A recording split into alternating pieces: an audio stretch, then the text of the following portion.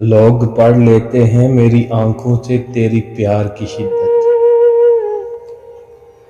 मुझसे अब तेरे इश्क की और हिफाजत नहीं होती।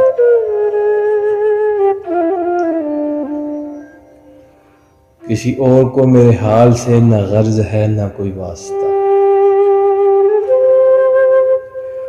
मैं बिखर गया हूँ समेट लो, मैं बिगड़ गया हूँ संवार दो।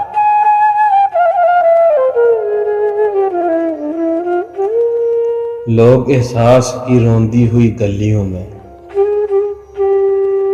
फेंक देते हैं तल्लक को पुराना करके। कोई शाम मुझ में क़याम कर मेरे रंग और रूप को नखार दे।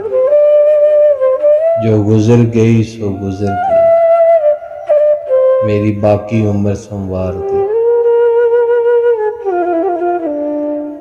जलील मत करना किसी फकीर को अपनी चौखट पर। वो सिर्फ भीख लेने नहीं दुआ देने भी आता।